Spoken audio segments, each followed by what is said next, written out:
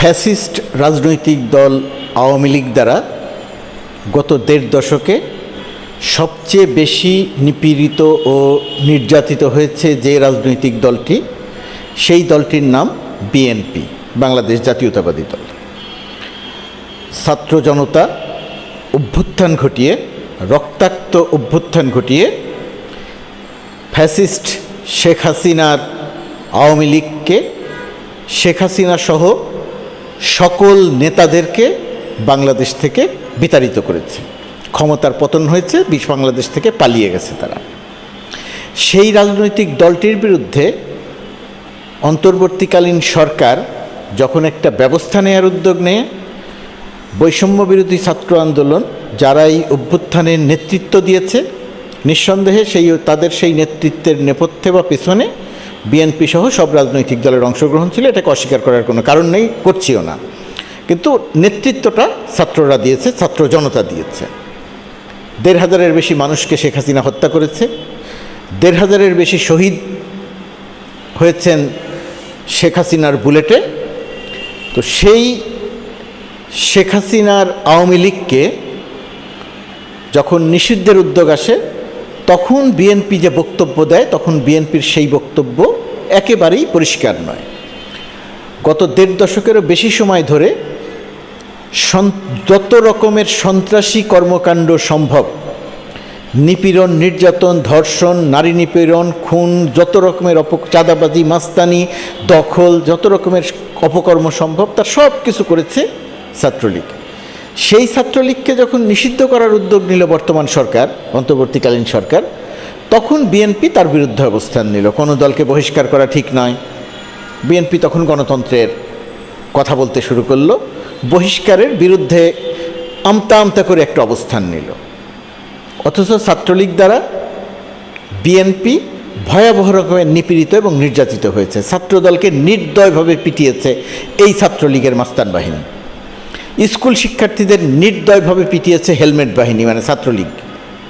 সর্বশেষ গণ অভ্যুত্থানেও ওবায়দুল কাদের ছাত্রলীগকে লেলিয়ে দিয়ে গুলি করিয়েছে, চাপাতি দিয়ে কুবিয়েছে, হকি স্টিক দিয়ে পিটিয়েছে হেলমেটধারী ছাত্রলীগ।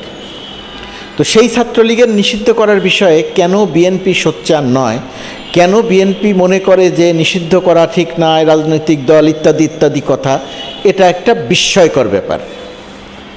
এখন বিএনপি কি মনে করেছে জানি না, বিএনপির ভেতরে কি এই ভয় ঢুকেছে কিনা যে ছাত্রলীগকে নিষিদ্ধ করেছে, এখন ছাত্রদলকেও যদি নিষিদ্ধ করে, এটা যদি বিএনপি মনে করে থাকে, তাহলে বিএনপি বোকার স্বর্গে বাস করছে। বিএনপি নেতৃত্ব বাংলাদেশের রাজনৈতিক বাস্তবতা বিবর্জিত। এই বাস্তবতা সম্পর্কে বিএনপি নেতৃবৃন্দের খুব পরিষ্কার ধারণা নাই। সেই কারণে তারা ছাত্রলীগ নিষিদ্ধের প্রসঙ্গ এসেছে। এখন যখন আওয়ামী লীগ নিষিদ্ধের প্রসঙ্গ আসলো, তখন আওয়ামী লীগের বিএনপির পক্ষ থেকে বলা হচ্ছে আওয়ামী লীগ নিষিদ্ধ হবে কি হবে না সেটা নির্ধারণ করবে জনগণ। আমরা নিষিদ্ধের, কোনো রাজনৈতিক দলকে নিষিদ্ধের পক্ষে নই। তার মানে হচ্ছে নানা রকমের কথা বলে এক ধরনের অস্বচ্ছ ধারণা দেওয়ার চেষ্টা করছেন বিএনপি নেতারা যে আওয়ামী লীগকে নিষিদ্ধ করা ঠিক হবে না। আমি জানি না বিএনপি এই ভয় পাচ্ছে কি না যে আওয়ামী লীগকে নিষিদ্ধ করা হলে তাদেরকেও নিষিদ্ধ করা হবে। এত বোকা বিএনপি নেতৃবৃন্দ হবে আমি এটা প্রত্যাশা করি না, মনে করি না। আওয়ামী লীগের অবস্থা আর বিএনপির অবস্থা এক নয়, বাস্তবতাও তেমন নয়। কোনো সম্ভাবনা, কোনো সাহস, কোনো সক্ষমতা কারো নাই যে বিএনপিকে নিষিদ্ধ করবে বা ছাত্রদলকে নিষিদ্ধ করবে। বিএনপি কিন্তু যদি ভয় পেয়ে থাকে তাহলে কিছু বলার নেই। এখন প্রশ্ন হচ্ছে যে আওয়ামী লীগকে বিএনপি ফ্যাসিস্ট দল মনে করে কিনা, কথা বলতে গিয়ে কিন্তু মনে করছে। শেখ হাসিনার বিচার চাইছে, কিন্তু নিষিদ্ধ করার জায়গাতে তাদের কোনো কথা নেই, তাদের কোনো বক্তব্য নেই। এটা বিএনপির রাজনীতিকে ভয়াবহ রকমের প্রশ্নবিদ্ধ করছে। জামাত যে জায়গাটিতে অনেকখানি এগিয়ে যাচ্ছে, এখন জামাত এগিয়ে গেল, বিএনপি পিছিয়ে পড়লো, এটা নিয়ে আমার কোনো দুঃখ কষ্ট আমি এখানে প্রকাশ করছি না। আমি প্রকাশ করছি বিএনপি নেতৃবৃন্দ ছাত্রলীগ বা আওয়ামী লীগ বিষয়ে তাদের অবস্থান কি সেটা পরিষ্কার করতে পারছে না। বলছে জনগণ সিদ্ধান্ত নিবে বিএনপি নির্বাচনে অংশ নিতে পারবে, আওয়ামী লীগ নির্বাচনে অংশ নিতে পারবে কি পারবে না। জনগণ সিদ্ধান্ত নিবে আওয়ামী লীগকে নিষিদ্ধ করা হবে কি হবে না, নির্বাচনের মধ্য দিয়েই মানুষ সিদ্ধান্ত দেবে যে রাজনৈতিক দল হিসেবে আওয়ামী লীগ নির্বাচনে অংশ নিল কিনা। কত অস্বচ্ছ চিন্তা করে দেখেন। নির্বাচনেই যদি আওয়ামী লীগ অংশ নেয় তাহলে একটা ফ্যাসিস্ট রাজনৈতিক দলকে বাংলাদেশে রাজনীতি করার সুযোগ করে দেওয়া হলো। নির্বাচনেই যদি আওয়ামী লীগ অংশ নিতে পারে তাহলে ১৫০০-এর উপরে শহীদের রক্তের সঙ্গে বেইমানি করা হলো। তাহলে বিএনপির বক্তব্যটা কী? আবার তত্ত্বাবধায়ক সরকারের প্রধান ডক্টর মোহাম্মদ ইউনূস ডেইলি স্টারের সঙ্গে সাক্ষাৎকারে বলছেন, যেহেতু বিএনপি ইতিমধ্যেই বলেছে যে আওয়ামী লীগ নির্বাচনে অংশ নিলে তাদের কোনো সমস্যা নাই, সুতরাং ডক্টর ইউনূস অন্তর্বর্তীকালীন সরকার বিএনপির সঙ্গে কোনো বিরোধে জড়াতে চায় না। বিএনপি যদি মনে করে আওয়ামী লীগ অংশ নিতে পারে নির্বাচনে, তাহলে তত্ত্বাবধায়ক সরকার ওই জায়গাতে ছাড় দিবে, কঠোর হবে না, তারা বিচার করবে, কিন্তু আওয়ামী লীগকে নির্বাচনে অংশ নিতে দিবে। প্রশ্ন হচ্ছে, এত বড় ফ্যাসিস্ট একটি রাজনৈতিক দল, গণহত্যাকারী একটা রাজনৈতিক দল, গণতন্ত্র ধ্বংসকারী একটি রাজনৈতিক দল কেন বিচার ছাড়া নির্বাচনে অংশ নিতে পারবে এবং সেই জায়গাটিতে বিএনপির আমতা অবস্থান থাকবে, পরিষ্কার বক্তব্য থাকবে না? এটা একটি বিস্ময়কর রকমের প্রশ্ন। এই প্রশ্নের জবাব বিএনপিকে পরিষ্কার করতে হবে। বিএনপি যদি এই প্রশ্নের জবাব পরিষ্কার না করে, আখেরে ক্ষতি বিএনপিরই হবে, এটা বিএনপিকে বুঝতে হবে। এখন আওয়ামী লীগের রাজনীতি যদি বলি, একটি সমীকরণ তৈরি করার চেষ্টা করা হয়েছে যে শেখ হাসিনার অপকর্ম দিয়ে বঙ্গবন্ধুকে বা শেখ মুজিবকে বিচার করা হবে না। আওয়ামী লীগ এত বড় ফ্যাসিস্ট রাজনৈতিক দল যে শেখ মুজিবুর রহমানকে যে বঙ্গবন্ধু বলে না, তাকে তারা রাজাকার বলে, সে যত বড় মুক্তিযোদ্ধাই হোক। কেমন ফ্যাসিস্ট রাজনৈতিক দল! অথচ শেখ মুজিব বাংলাদেশের মানুষের কাছে শেখ সাহেব হিসেবেই পরিচিত, শেখ মুজিব হিসেবেই পরিচিত, মুজিব ভাই হিসেবেই পরিচিত। এখন এই নামে তারা পরিচিত করতে চায় না, জোর করে মানুষকে দিয়ে বঙ্গবন্ধু বলাতে চায়, জোর করে মানুষকে দিয়ে জাতির পিতা বলাতে চায়। যখন মাহফুজ আলম এই বৈষম্য বিরোধী ছাত্র আন্দোলনের নেতা এবং বর্তমানে উপদেষ্টা বঙ্গভবনের দরবার হল থেকে যখন শেখ মুজিবের ছবি অপসারণ করলো, তখন রিজভী আহমেদ একটা বক্তব্য দিলেন যে তারা এরকম রাজনীতি করতে চায় না, আওয়ামী লীগ যা করেছে বিএনপিও তা করতে চায় না, এই বঙ্গবন্ধুর ছবি নামানোকে বিএনপি সমর্থন করে না, শেখ মুজিবের ছবি নামানোকে বিএনপি সমর্থন করে না, ইত্যাদি ইত্যাদি। আবার এক দেড় ঘন্টার মধ্যে আবার সেই বক্তব্য প্রত্যাহারও করলো, দুঃখও প্রকাশ করলো। তাহলে বিএনপির আসলে প্রকৃত অবস্থানটা কি, বক্তব্যটা কি, এটা বিএনপির পরিষ্কার করা দরকার। পরিষ্কার না করলে রাজনীতিতে বিএনপির ক্ষতি বেশি, কাল লাভ সেই জায়গাতে না আসলাম। এখন আসেন যে জায়গাটাতে আলোচনা করা দরকার, যে সমীকরণটি দাঁড় করানোর চেষ্টা করা হয় যে শেখ হাসিনা খারাপ কিন্তু আওয়ামী লীগ ভালো, শেখ হাসিনা ফ্যাসিস্ট, শেখ হাসিনার এই ফ্যাসিজমের আচরণ দিয়ে শেখ মুজিবুর রহমানেরকে মূল্যায়ন করা যাবে না। এটা কি আসলে সত্যি? খেয়াল করে দেখবেন, শেখ হাসিনা যত অপকর্ম করেছে, ব্যাংক লুট করেছে, মানুষ হত্যা করেছে, গুম করেছে, ছাত্র জনতাকে নির্বিচারে গুলি করে হত্যা করিয়েছে, টাকা পাচার করিয়েছে, রাতের ভোট দিনে করেছে, এই যে যত রকমের অপকর্ম, সব রকমের অপকর্মের সঙ্গে ব্যবহার করেছে শেখ মুজিবের ছবি। শেখ মুজিবের ছবি ব্যবহার করে ব্যাংক লুট করেছে, শেখ মুজিবের ছবি ব্যবহার করে নারী ধর্ষণ করেছে ছাত্রলীগ, শেখ মুজিবের ছবি ব্যবহার করে আওয়ামী লীগ মানুষকে গুম করেছে, শেখ মুজিবের ছবি ব্যবহার করে আওয়ামী লীগ ছাত্র জনতার উপরে নির্বিচারে গুলি করেছে। ওই যে বুলেট, এক একটি বুলেটের মাথায় শেখ মুজিবের ছবি দেখেছে বর্তমান প্রজন্ম ছাত্র জনতা। শেখ মুজিবের ছবি বুলেটের মাথায়, ওই বুলেট আঘাত করেছে ছাত্র জনতাকে, নির্বিচারে ছাত্র জনতা শহীদ হয়েছে। আক্ষরিক অর্থেই যদি বুলেট খুঁজতে যান, সেই বুলেটের আক্ষরিক অর্থেই যদি বুলেটের মাথায় শেখ মুজিবের ছবি খুঁজতে যান, সেটা পাবেন না। কিন্তু তার চেয়েও বেশিভাবে পাবেন মুক্তিযুদ্ধের চেতনার সঙ্গে শেখ মুজিবের ছবি ব্যবহার করেছে, ব্যাংক ডাকাতি, ছাত্র জনতাকে নিপীড়নের সঙ্গে শেখ মুজিবের ছবি ব্যবহার করেছে।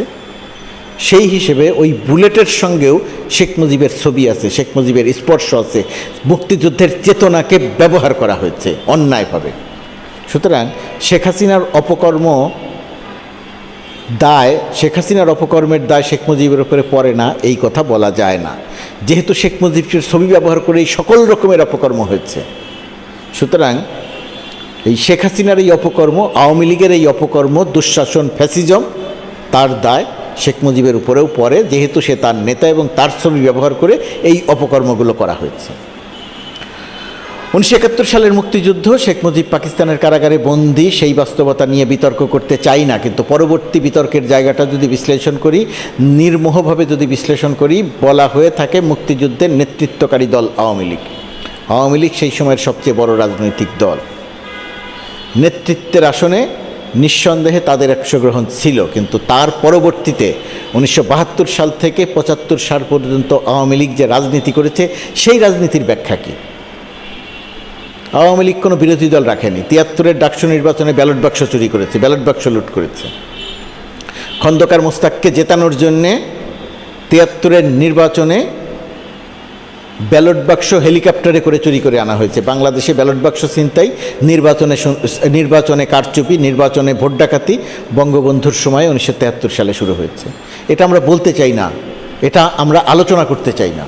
এখানে আমরা একটা মিথ তৈরি করে রেখেছি যে আওয়ামী লীগ মুক্তিযুদ্ধের নেতৃত্ব দানকারী রাজনৈতিক দল। হ্যাঁ, নেতৃত্ব সেই সময় আওয়ামী লীগই ছিল, অন্যান্য ছোটো আরও অনেক দল ছিল, সব দলের অংশগ্রহণ ছিল।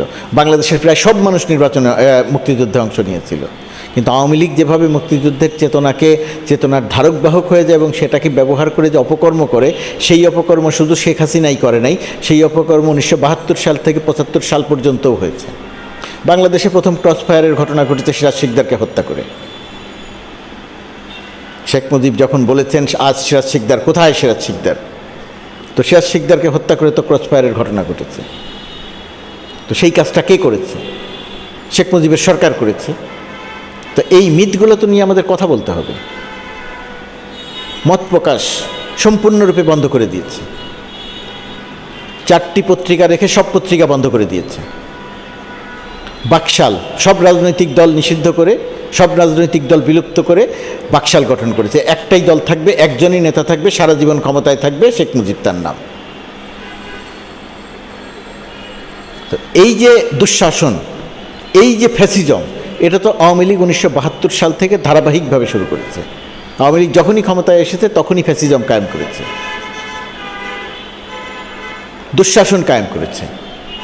তো এই যে ফ্যাসিজম, এই যে দুঃশাসন, তাদের দুঃশাসন এবং ভুল রাজনীতির কারণে, যুদ্ধবিধ্বস্ত দেশ সেটাই একমাত্র কারণ নয়, তাদের দুঃশাসন এবং ভুল রাজনীতির কারণে 1974 সালে দেশে দুর্ভিক্ষ হয়েছে, হাজার হাজার মানুষ মারা গেছে, না খেয়ে মারা গেছে। দায় কার? দায় শেখ মুজিবের ভুল রাজনীতির, আওয়ামী লীগের ভুল রাজনীতির। আর দুঃশাসনের নমুনা কি? কোনো বিরোধী দল রাখতে চায়নি, জাসদ একটি রাজনৈতিক দল গঠিত হয়েছে, সেই জাসদ আবার আর এক বিভ্রান্ত রাজনৈতিক দল, তারা আবার সশস্ত্র গণবাহিনী গঠন করেছে, শেখ মুজিব রক্ষী বাহিনী গঠন করেছে, গণবাহিনী আর রক্ষী বাহিনী নির্বিচারে মানুষ হত্যা করেছে, যুদ্ধ করেছে। দেশের মানুষ একটা ভয়াবহ অবস্থা তৈরি হয়েছে মুক্তিযুদ্ধের পরে। আর কি করেছে? দুঃশাসন করেছে। আওয়ামী লীগের নেতারা স্বাধীন বাংলাদেশে লুটপাট করেছে, বিহারীদের বাড়িঘর দখল করেছে, হিন্দুদের বাড়িঘর দখল করেছে, হিন্দুদের বাড়িঘরের সম্পদ লুট করেছে। এবং এই যে বিহারীদের বাড়িঘর দখল করা, হিন্দুদের বাড়িঘর দখল করা, সেই একই ধারাবাহিকতায় আওয়ামী লীগ 53 বছরের বাংলাদেশে সবচেয়ে বেশি হিন্দুদের নির্যাতন করেছে, নিপীড়ন করেছে, দখল করেছে। আপনি খুঁজে বের করেন জামাতের একজন নেতা হিন্দুদের বাড়ি দখল করেছে, পাবেন না। আপনি খুঁজে বের করেন বিএনপির একজন নেতা হিন্দুদের বাড়িঘর দখল করেছে, খুঁজে পাবেন না। আপনি খুঁজে বের করেন বিএনপির কোনো নেতা বিহারীদের বাড়িঘর দখল করেছে, পাবেন না। সব আওয়ামী লীগ করেছে। জামাত বিহারীদের বাড়িঘর দখল করেছে, পাবেন না। সব আওয়ামী লীগ করেছে। তো আওয়ামী লীগ আসলে 1972 সাল থেকেই একটা ফ্যাসিস্ট রাজনৈতিক দল, একটা দুঃশাসন কায়েম করা রাজনৈতিক দল, একটা লুটেরা রাজনৈতিক দল। যখন সুযোগ পেয়েছে তখনই ফ্যাসিজম কায়েম করেছে, যখন সুযোগ পেয়েছে তখনই সে ফ্যাসিস্ট হয়ে উঠেছে, যখন সুযোগ পেয়েছে তখনই সে লুট করেছে, যখন সুযোগ পেয়েছে তখনই সে দুঃশাসন চালিয়েছে, যখন সুযোগ পেয়েছে তখনই সে মানুষ হত্যা করেছে। তার সর্বশেষ পরিণতি বা তার সর্বশেষ ইতিহাস ছাত্র জনতার অভ্যুত্থান, এবং সেই অভ্যুত্থানে 1,500-এর উপরে মানুষ হত্যা করেছে। তার আগে তো কয়েকশো মানুষ গুম করেছে, হত্যা করেছে, আছেই। হাজার হাজার মানুষের নামে, লক্ষ লক্ষ মানুষের নামে কেস দিয়েছে। তো এরকম একটা রাজনৈতিক দল বিষয়ে বাংলাদেশের বড় রাজনৈতিক দল বিএনপি যদি ধোঁয়াশার মধ্যে রাখে, বিএনপি যদি আমতা করে, বিএনপি যদি এই ফ্যাসিজমের বিরুদ্ধে অবস্থান নিতে না পারে, বিএনপি যদি আওয়ামী লীগের বিরুদ্ধে ব্যবস্থা নেয়ার ক্ষেত্রে যদি ধোঁয়াশা তৈরি করে, সেটা ওই শহীদের রক্তের সঙ্গে সুবিচার করা হয় না। বিএনপি এখন শহীদের রক্তের সঙ্গে সুবিচার করছে না, এর জন্য বিএনপির মূল্য দিতে হতে পারে। বিষয়টি নিশ্চয়ই বিএনপি নেতৃবৃন্দ মনে রাখবেন।